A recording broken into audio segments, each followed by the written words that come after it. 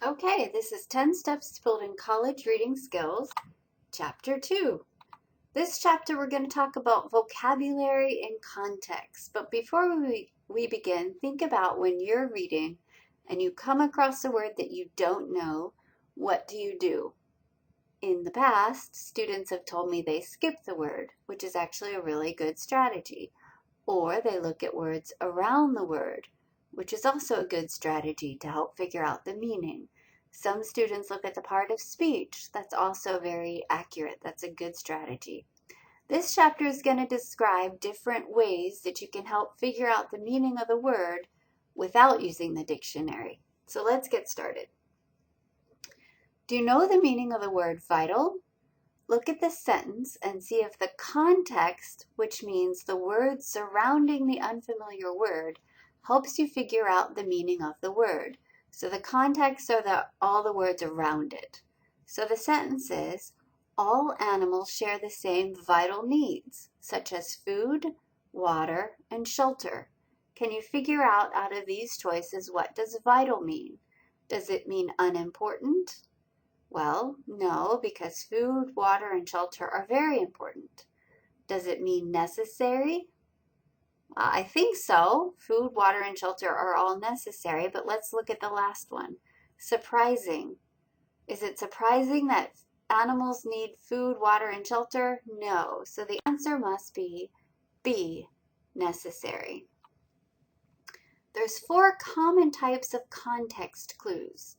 Examples, synonyms, which means words that are the same, antonyms, words that are the opposite, or just a general sense of the sentence or passage. So just in general, what makes you think of it? Okay, examples. Let's look at the cartoon and see if the examples help us understand the meaning of the word alternative.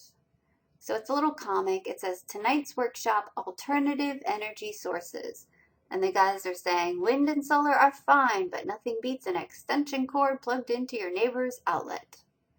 So, alternative energy sources, expensive energy sources, probably not. Useless energy sources, probably not. Other energy sources, as in the extension cord plugged into your neighbor's outlet, yep, that sounds like the right answer. Okay, and examples are often introduced with signal words or phrases like, for example, for instance, including, and such as. So in the first example, all animals share the same vital needs. The signal words such as told you that there was examples coming after. The examples were food, water, and shelter. So that was the first type. Now the second type of context clue could be synonyms. Context clues are often found in the form of synonyms. One or more of the words that mean the same or almost the same as the unknown word. Let's look at this cartoon. Look at the cartoon below about a pollster, somebody doing a poll, speaking to a citizen. Can you figure out the meaning of the word apathy? The pollster says, are low voter turnouts due to ignorance or apathy? Trying to figure out apathy, and the citizen says, I don't know and I don't care. Looking at that, what do you think apathy means? Hatred. Does he hate it? Maybe, but let's see. Lack of interest or care? Yes, that's probably the case. And the last one is kindness. Is it ignorance or kindness? No, that doesn't make sense. So what makes sense? Lack of interest or care. So apathy means lack of interest or care. The synonym that's used there is apathy and don't care. Okay, the next type of context clue is antonym. An antonym are words or phrases that mean the opposite of the word.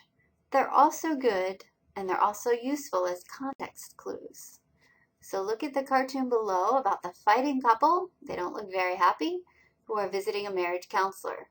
Can you figure out the meaning of the word compatible with a T? They're saying our marriage is more compatible than compatible. Okay, if you know what the word compatible means, combat is fight. So our marriage is more fighting than compatible. So they're saying compatible is the opposite of compatible. So if combat means fight, then what does compatible mean? Disappointing? It's not really the opposite. Busy? Definitely not the opposite. And in agreement. Fighting and in agreement. Are they opposites? Pretty much. So we're going to say compatible in this case means in agreement. Okay, the next one, general sense of the sentence or passage, is definitely the most common type of clue that you're going to use. Often the context of a new word contains no examples, no synonyms, and no antonyms. In such cases, you have to become a detective and try to make a guess based on any clues provided. So let's look at the cartoon below about the cavemen covering over drawings in their cave. Notice the caption, First Graffiti Eradication Program. Can you figure out the meaning of the word eradication? First Graffiti Eradication Program. What are they doing? They're covering it up. We know graffiti is drawing. And so what are they doing? Eradication means elimination? Probably. Expansion? No, they're not making it bigger. They're covering it up. And teaching? No, there's nothing there about teaching. So the obvious answer for that one is elimination. They're getting rid of it. So eradication means elimination, which means getting rid of things. What do we think flex time means? Flex time means not working standard 9 to 5 day, 5 days a week. It means choosing your own hours. So flex time means choosing your own hours. Okay, that's it for this chapter. Thanks for listening. Do the exercises in this chapter. That's going to help a lot with figuring things out. Thanks so much.